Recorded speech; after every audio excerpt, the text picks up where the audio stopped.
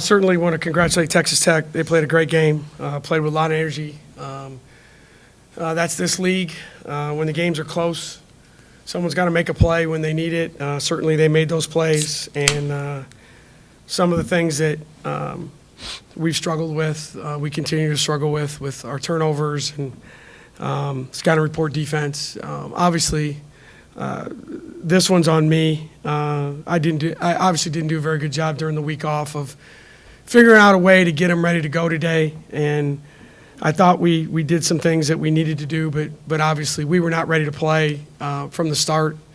And that falls on me as far as preparation and practice time. And so that's one of those, obviously it's disappointing, but this league is that way. And we got two choices, You feel sorry for yourself or you get ready to play the next one. So we'll see what happens.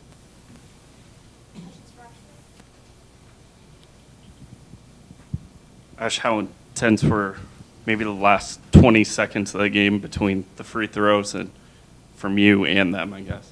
Yeah, it was pretty tense, but you just have to think about let's go down, get a stop, and then come down. And when you get to the free throw line, just take a deep breath and do what you do in practice. Like we shoot so many at the beginning of practice and throughout the whole time, just being able to step up there and do what you do in practice. Ashley, how do you find a way to impact the game even if you're not having the best night shooting like you did tonight? Just moving, being able to get the ball, get it to open players so that they can knock down shots. Maggie was huge, knocking down big threes. So just anyway, defensively, just being out there and moving around and hopefully creating opportunities for my teammates. Did Tech get more physical this time around, or was it kind of the same as it was down there? It was probably about the same, maybe a little more this time because we weren't knocking down our shots as much. So it was more of an inside game and a lot more physical. Any more questions for Ashley? Thank you.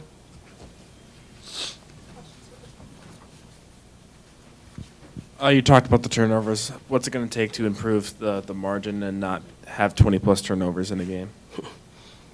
It's a great question. I wish I had the answer. Obviously, it's got to be coached better. I think it's one of those things that we've struggled with all year. That's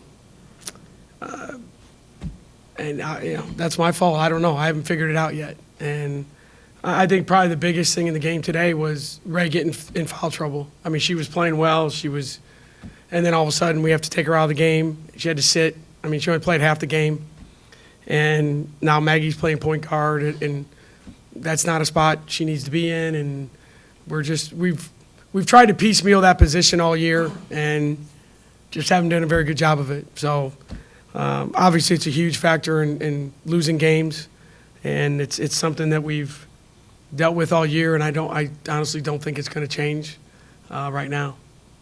What's to say about your team that even with the turnovers, they fought back, even with a 6-point deficit with 30 seconds to go, they still managed to tie the game on getting turnovers off inbounds plays? No, I thought our kids, near the end of the game kept playing, and that's what you want to do. Obviously, the crowd was phenomenal. We gave ourselves a chance. I mean, you're down 6 with, 28 seconds, 30 seconds to go, and you're a count away from overtime. So you got to make free throws. You got to execute defensively. You got to do those things, and I thought our kids did that, especially down the stretch. But obviously, not enough. Did you think Ray fouled Carr?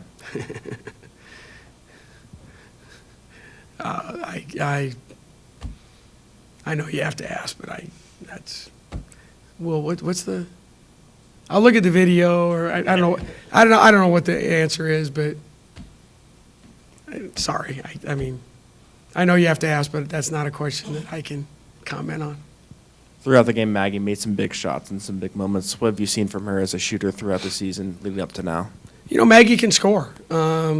She's done some really good things. I think her first half kind of kept us in the game. She made some good plays. She's just. Unfortunately, this is it's a tough league to learn on the job. You can't turn the ball over 8 times. You got to guard better. And those are things that she's having to learn while she's playing. And some people, it's hard for them, but you know, she keeps going. And like I said, she's a kid that can make shots. And we've just got to be in a position where we don't have to put the ball in her hands as much as we did tonight. But unfortunately, that's what we have. And there's not going to be any waiver pickups or trades before the end of March. Did they kind of give you an explanation in terms of, I'm assuming at the end of the game, they weren't looking at a foul at the monitor versus just looking at possibly tacking on some time? Did they kind of explain that to you? No. What they were looking at? No one said a word to me. How did Brewer from Texas Tech kind of impact what you guys did on offense tonight? And She's a great player. I mean, she made some shots early. We didn't defend her very well early. She got some offensive rebounds that probably hurt us more. She's going to score. But defensively, we told our kids, when she's in space, drive by her and score. If she's in the lane, kick it. And we got caught in between sometimes, not moving. And, the game down there, she didn't block any shots. She blocked 7 today. But the kid's a very good player, and she's going to be a pro and plays with a lot of energy and certainly one of the better players in our league. Did that last shot almost, I guess, play out how you kind of wanted it? Look like the goal was to get it to Kristen there for a 3. Yeah, either Kristen or AD. We wanted to get it and tip it back out, and we didn't make a clean catch on it. So, but yeah, we just wanted to spread the court, get a screen. And she was, I thought her or AD were both open. We just didn't make the right pass and catch, got caught in the middle. But it's a tough play to make with that limited amount of time.